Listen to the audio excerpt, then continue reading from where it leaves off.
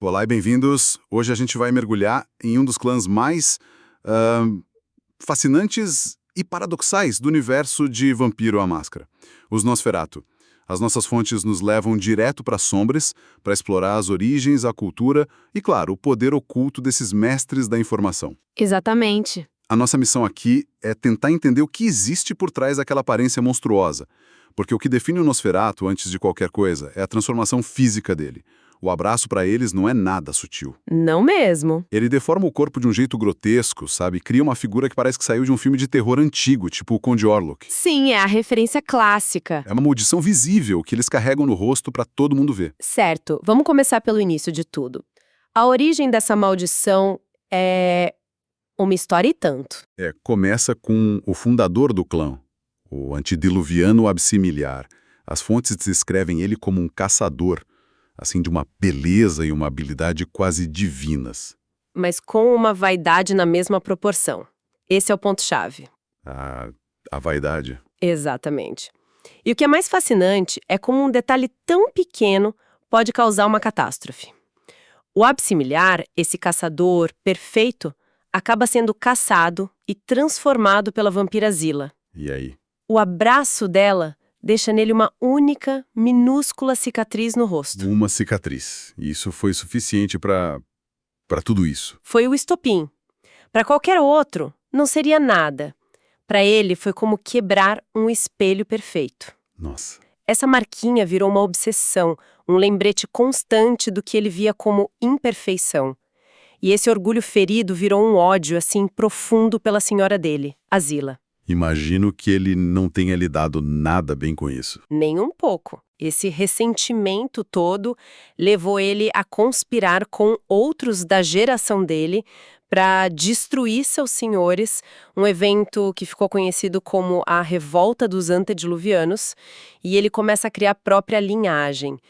Todos caçadores leais, habilidosos como ele. Mas teve uma exceção, né? Teve uma exceção. Uma única mulher entre os descendentes dele que se recusou a segui-lo e fugiu. E essa fuga muda tudo. É o ponto de virada. Diz a lenda que Caim, o primeiro vampiro, tinha um carinho especial pela Zila. Vendo a traição do Absimiliard, ele o amaldiçoa. A beleza dele se desfaz, a pele se contorce e ele vira a primeira criatura monstruosa que daria nome ao clã. E o pior é que a maldição não para nele. Não para. Ela se espalha por toda a linhagem dele, presente e futura, incluindo a mulher que fugiu. Caramba, então a maldição pegou todo mundo de uma vez só? Isso já cria uma divisão gigantesca dentro do clã desde o início? Uma divisão mortal. De um lado você tem os Nictituco. São os descendentes dos filhos que ficaram leais ao Absimiliard. Eles herdaram a deformidade e a missão do pai, caçar e exterminar a linhagem da fugitiva. E do outro lado? Do outro lado estão os descendentes dessa mulher, que é conhecida só como a matriarca. Praticamente todos os Nosferatu que a gente vê nas noites modernas descendem dela. Então eles vivem com essa ameaça constante, essa lenda de que os próprios irmãos de sangue estão por aí, caçando eles. Exatamente, nas sombras mais profundas. Então, desde o começo, a vida deles é sobre sobrevivência. Primeiro pela aparência e segundo, por essa guerra civil ancestral. Como uma aparência que causa pânico, como eles conseguiram sobreviver através das eras? No começo foi brutal. Eles viviam completamente isolados, em cavernas, se enterrando na terra para fugir do sol. E os mortais? Os mortais os caçavam como monstros, com tochas, com fogo. Eles eram párias absolutos. Mas eles não ficaram escondidos para sempre. O que foi que mudou? A ascensão das cidades, Roma especificamente. Ah, claro. As catacumbas se tornaram o primeiro grande refúgio deles. Ali, eles podiam criar um domínio subterrâneo e ter, pela primeira vez, uma conexão com a sociedade mortal. Mesmo que por baixo dos panos. Exatamente. Mesmo sendo vistos como um clã baixo pela elite da época, como os Ventru, eles fincaram raízes ali. E na Idade das Trevas, essa posição de clã baixo acaba virando uma vantagem, certo? Aqui a coisa fica bem interessante. Totalmente. Eles passaram a viver entre os marginalizados. mendigos, leprosos, ladrões, toda a galera que a sociedade nobre simplesmente ignorava. E com isso, eles viraram os ouvidos do mundo. Perfeito, eles ouviam os segredos que jamais chegariam aos salões dos castelos. Quer dizer, quem presta atenção no que um mendigo ouve num beco? Ninguém. Então a maldição deles, que os forçou a viver nas sombras, ironicamente virou a chave para o poder. Exatamente isso. Por estarem fora da sociedade, eles conseguiam enxergar tudo o que acontecia dentro dela. E imagino que não demorou para eles usarem isso como arma. Nem um pouco. As fontes citam um exemplo ótimo. Se um príncipe vampiro de uma cidade ficava arrogante demais, eles podiam usar o conhecimento que tinham sobre pragas para, por exemplo, contaminar as fontes de água da vila. Nossa, Uma praga sutil que colocava o governante de joelhos. Isso mostra que o poder deles nunca foi sobre beleza ou política aberta, mas sobre inteligência e subterfúgio. e quando as grandes seitas, a Camarilha e o Sabá se formaram, como o clã se posicionou nisso tudo? O clã se dividiu como muitos outros. Alguns buscaram a segurança da Camarilla, achando que a máscara era a melhor proteção. E outros? Outros foram para o Sabá, atraídos pela liberdade de não ter que esconder a natureza monstruosa. Mas o curioso é que, não importa a seita, a lealdade ao clã Nosferatu quase sempre vem em primeiro lugar. Ah, é? Sim, um Nosferatu da Camarilla e um do Sabá podem muito bem se encontrar em segredo para trocar informações. A sobrevivência da linhagem é mais importante que as guerras dos outros. Essa mentalidade de sobrevivência parece ser o fio condutor de toda a história deles. E com o passar dos séculos, o mundo mudou. Como eles se adaptaram na Renascença, com as cidades crescendo? A urbanização foi, de certa forma, uma bênção. Mais gente, mais prédios, mais esgotos, guetos, cortiços, a camuflagem perfeita. Mas foi também uma época de muita amargura. As fontes falam muito do abraço de vingança. Abraço de vingança. O que é isso? Um Nosferatu, amargurado pela perda da própria beleza, escolhia a pessoa mais bonita, mais popular da cidade e a transformava. Que terrível. Era um ato de puro despeito. Forçar outra pessoa a compartilhar da mesma miséria. É um jeito de dizer, se eu não posso ter, você também não terá. Imagino que na era vitoriana as coisas pioraram. Uma época tão obcecada com aparências. Foi talvez o ponto mais baixo para ele socialmente. Na era vitoriana, beleza física era vista como um reflexo da pureza da alma. E a feiura. Era um sinal de corrupção moral. Os Nosferatu foram completamente banidos dos Elísios, os encontros dos vampiros. Foram confinados aos esgotos de cidades como Londres, mais segregados do que nunca. Mas como sempre, eles se adaptam. E nas noites modernas encontram uma nova ferramenta. A tecnologia. Sim, eles abraçam a tecnologia de um jeito que nenhum outro clã fez. Bunkers da Guerra Fria viram refúgios, e aí surge a maior criação moderna do clã, a ShrekNet. Uma rede de espionagem digital. É a evolução natural para eles, né? Foi a modernização perfeita do que eles sempre fizeram. Criada por um Nosferatu de Nova York, Gerard Heffin, a ShrekNet era uma rede criptografada onde eles podiam compartilhar segredos, avisos sobre caçadores, chantagens, tudo. O sistema nervoso central do clã. Exato, uma fortaleza digital. Mas nenhuma fortaleza é impenetrável, né? O que aconteceu? Pois é, e a ironia é que quem conseguiu invadir foi um hacker do clã Ventru, a elite aristocrática. Um Ventru? Imagina a tensão. Exato. O clã mais poderoso e o mais marginalizado se encontrando nesse campo de batalha digital. E eles eliminaram o cara na hora por descobrir o maior segredo deles. E aqui tá a genialidade prática dos Nosferatu. Em vez de matar, eles estudaram o cara, viram o potencial, deixaram ele ficar, sob vigilância, claro, e isso acabou criando toda uma subcultura de hackers entre os vampiros de vários clãs.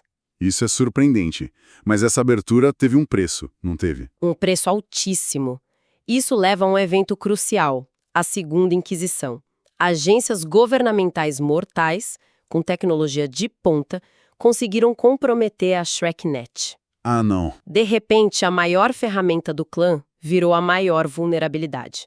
Listas de nomes, refúgios, segredos, tudo caiu nas mãos dos caçadores. Que desastre! E qual foi a consequência disso? O pânico foi total.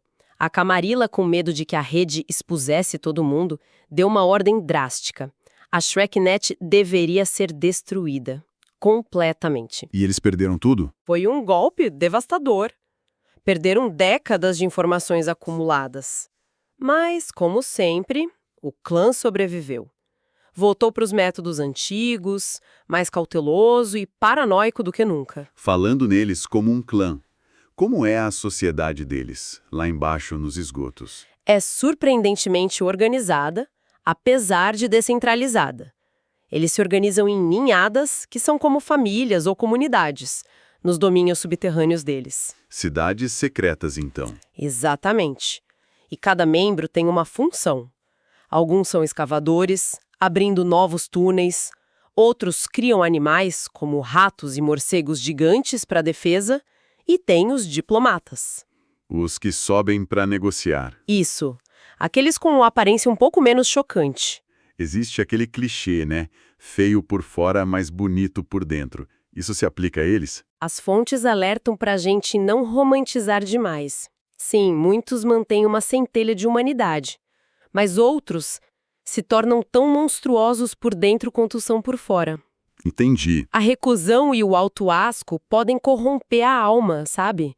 Por isso eles mandam os mais sociáveis para cima. Nem todo Nosferatu é um poeta incompreendido. Alguns são só monstros. E a cultura deles?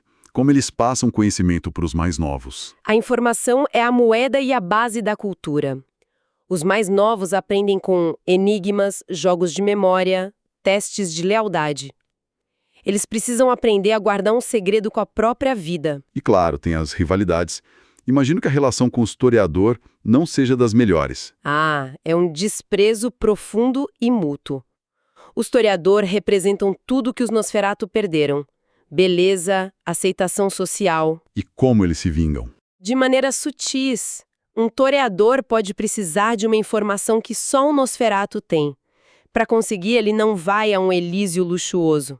Ele é obrigado a descer aos esgotos, caminhar por túneis imundos e se humilhar na frente da criatura que ele despreza.